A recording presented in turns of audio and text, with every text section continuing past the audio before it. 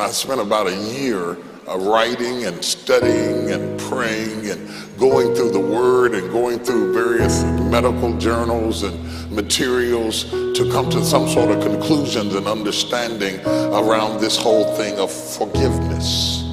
This forgiveness. Why do we have trouble doing it? Why do we have trouble receiving it? Why do we have trouble believing that God could forgive you, but not believing that he could forgive me?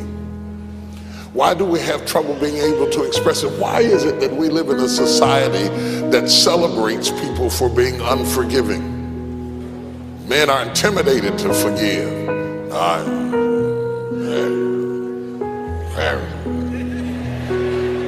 What's wrong with you, Aaron?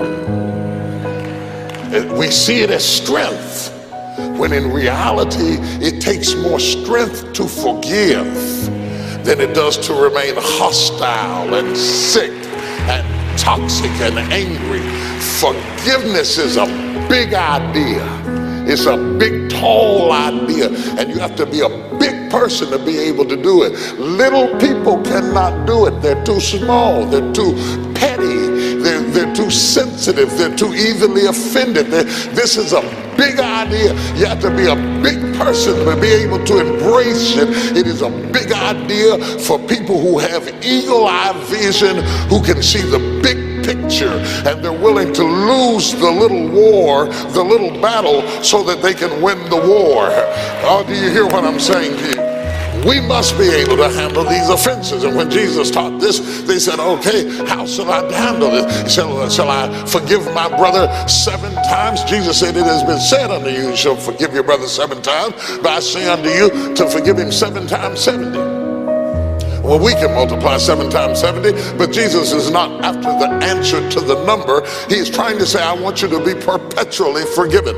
As soon as you get offended, throw it off. As soon as you get offended, throw it off. As soon as you get offended, throw it off. As soon as you get offended, throw it off. Don't let anything collect in you or build in you or corrode in you or become toxic in you. Whatever they did and whoever did it is not worth it. It is not worth it to allow your history to abort your destiny, to sabotage your promise, to end what God said he would do in your life. You got to be able to shake it off. If you're going to be the disciples, you got to shake it off. If you're going to be the king, you got to shake it off. If you're going to be in power, you got to be able to shake it off. You can't breathe in air and inhale and not exhale. You can't have a car that doesn't have an exhaust pipe.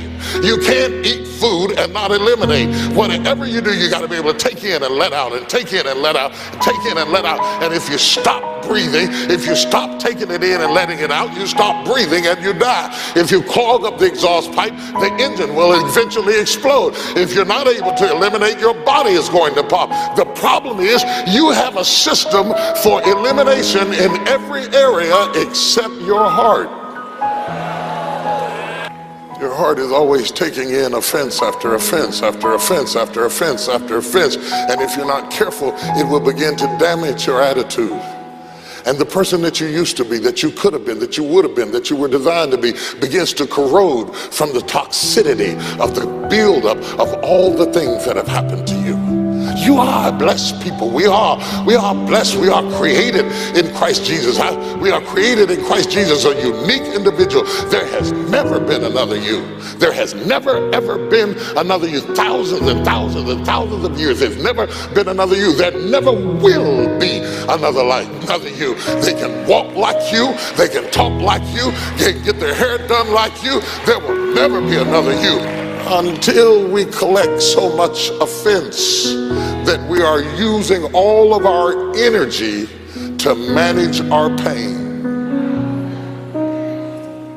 And all of the energy that could be going toward the abundant life and the progressive life and the promises of God that are in your life, your power is not being used in your destiny because all of your engines are exhausting power maintaining your history.